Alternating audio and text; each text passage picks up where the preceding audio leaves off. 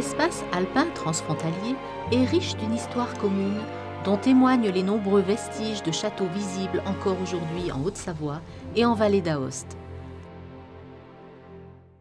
De 2009 à 2011, le Conseil général de la Haute-Savoie s'est associé à la région autonome de la vallée d'Aoste, la communauté de communes des collines du Léman et les communes de Brusson et Saint-Marcel en Italie pour travailler ensemble à la restauration et valorisation de ce patrimoine.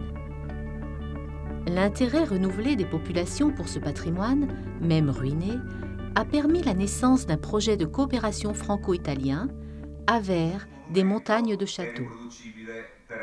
Les résultats du projet ont été présentés lors d'un colloque final en novembre 2012 à Aoste, auquel ont participé tous les acteurs du projet, ainsi que des spécialistes investis dans des actions d'études, de relevé 3D, de maîtrise d'œuvre, de conservation, mais aussi de valorisation de châteaux.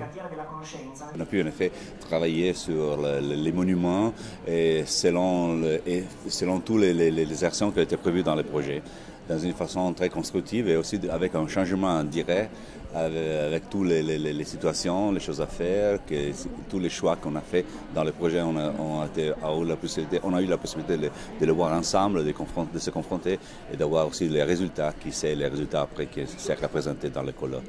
Pendant les 3 années de coopération, les partenaires du projet Avers des montagnes de Château ont suivi 3 axes de travail.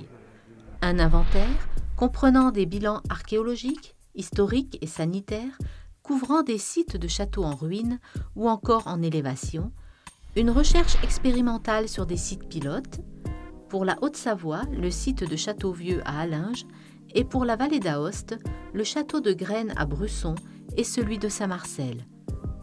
Une mise en réseau des expériences en vue de l'élaboration d'un guide méthodologique à destination des propriétaires de châteaux visant à leur faciliter la conduite de projets de restauration et de valorisation.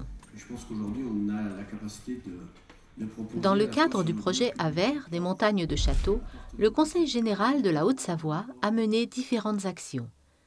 L'inventaire des châteaux a permis de dresser un état des lieux global de près de 80 châteaux sur les 400 répertoriés en Haute-Savoie. Cette phase d'études documentaires et de terrain a permis de recueillir une documentation large, tant dans le domaine de la connaissance des sites et de leur environnement que de leur valorisation. Les données recueillies ont fait l'objet d'une cartographie. Cette prospection a aussi permis au Conseil général de renouer des liens avec les différents propriétaires et de remettre sur pied des projets restés inaboutis. Par la lasergramétrie, on a conservé la géométrie. En parallèle à cet inventaire archéologique, historique et d'état sanitaire, une action de recherche expérimentale sur le site pilote de Châteauvieux d'Allinges a été menée. Les châteaux des Allinges constituent un site phare et symbolique tant d'un point de vue historique que religieux et politique. Leurs ruines impressionnantes, une volonté locale forte, une activité culturelle riche et un rôle spirituel toujours intact ont désigné les châteaux des Allinges comme site d'expérimentation du projet Avers des montagnes de Château. Une série d'études scientifiques préalables a été engagée. Un état des lieux topographique, laser-grammétrique et une étude archéologique du bâti ainsi que des fouilles portant spécifiquement sur les secteurs du bourg castral et du mur bouclier. Ces études scientifiques ont permis d'affiner la connaissance du site des châteaux et orienteront les projets d'aménagement vers une meilleure prise en compte du patrimoine archéologique.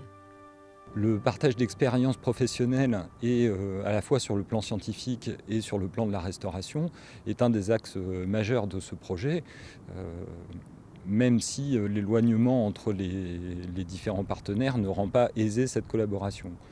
Mais des rencontres régulières à la fois sur les chantiers et au cours de réunions permet de mettre en commun véritablement notre travail. Ces 2 actions visent à améliorer la connaissance et la valorisation de ce patrimoine dans une perspective de développement des territoires. De plus, l'inventaire des châteaux et l'étude d'un site pilote ont alimenté une réflexion sur la méthodologie nécessaire au processus de réhabilitation et de mise en valeur des vestiges.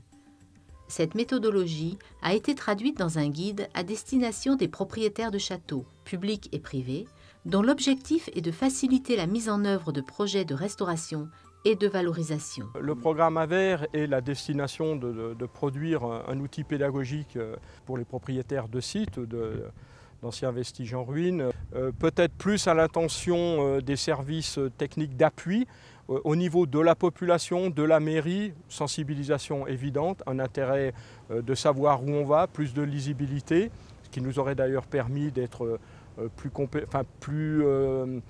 précis sur le détour des travaux. Ici, nous avons fait que la tour d'entrée, le donjon et on a laissé pour compte les remparts. Si on avait disposé d'un outil technique, on aurait peut-être une approche plus globale permettant d'intégrer la protection des remparts dans le dispositif. La mise en réseau des expériences et des informations acquises durant les différentes actions s'est faite à travers des rencontres régulières entre les partenaires français et italiens. Je crois que chaque fois qu'on se met en confrontation aussi avec quelquefois de pensées un peu différentes, c'est-à-dire aussi de façons différentes d'affronter la même question, on a toujours un revenu qui nous apporte de la qualité en plus. On a pu mettre en place aussi des nouvelles solutions pour rendre plus lisible un monument, à lui donner la valeur archéologique qu'il nécessite. Cette dimension de partenariat a été vraiment au cœur du projet, dans la mesure où on a pu assister au croisement de différentes professions, notamment des professionnels de la photo qui font des photos orthonormées, mais aussi de l'informatique et de la restitution en 3D avec la lasergrammétrie. Et au final, en fait, toutes ces professions, archéologues y compris, ont un but commun et cela permet d'avoir des résultats vraiment probants sur un même projet. On a eu la possibilité d'échanger, partager les informations et les opérations, soit de mise en sécurité des places, des sites, soit les résultats qui nous ont permis de commencer à créer un réseau de ressources culturelles sur le territoire, qu'on devra améliorer et continuer pour les années suivantes. Il fait plus de 250 mètres de long, c'est un des plus gros châteaux du département. Les populations locales ont également été informées à travers des visites organisées durant les 3 années de chantier de fouilles et à l'occasion des Journées européennes du patrimoine. Patrimonial, c'est-à-dire valoriser un objet patrimonial qui a un intérêt historique et archéologique. Si on veut que les publics comme vous puissent profiter du site au mieux, le comprendre et d'une manière générale, si on veut restituer au public ce patrimoine, il faut monter des projets qui soient adaptés. Je trouve ça très intéressant de regarder un petit peu comment, de profiter de notre patrimoine et de le faire découvrir au public surtout. On comprend des choses nouvelles, on comprend que ce n'était pas un donjon mais que c'est un mur de défense et que finalement c'est intéressant de progresser dans la connaissance de ce château. Ouais, c'est vrai qu'imaginer qu'il y avait des maisons, une vie réelle dans ce bourg castral, avec une structure bien déterminée. On n'imagine pas tout ça quand on a pu voir le site avant que les fouilles démarrent, puisque c'est mon cas. La participation de la communauté de communes des Collines du Léman dans les travaux menés sur le site pilote de Châteauvieux des Alinges a permis une réelle implication des collectivités locales, des élus et également des citoyens. Ces acteurs étaient également des relais indispensables pour le bon déroulement des activités autour du site pilote qui se trouve sur ce territoire, ainsi que pour la promotion des actions. Les actions qui se sont déroulées en Haute-Savoie se sont déclinées de la même façon en Vallée d'Aoste. Les partenaires italiens ont également fait un état des lieux approfondi du patrimoine castral présent sur leur territoire.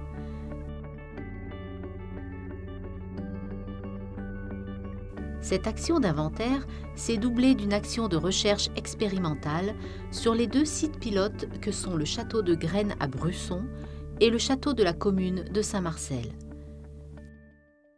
Les mêmes actions entreprises de part et d'autre de la frontière ont permis aux partenaires d'échanger tout au long du projet sur leurs pratiques professionnelles et leur savoir-faire et de confronter leurs méthodes de travail, aboutissant ainsi à l'écriture en commun du guide méthodologique.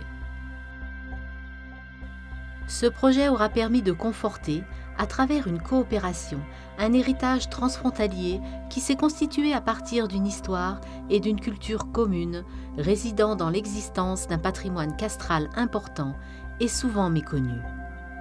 La mise en lumière de ce patrimoine aura contribué à l'enrichissement de la connaissance en matière de conservation et de valorisation et aura également permis de jeter les bases d'une meilleure mise en valeur de ce patrimoine.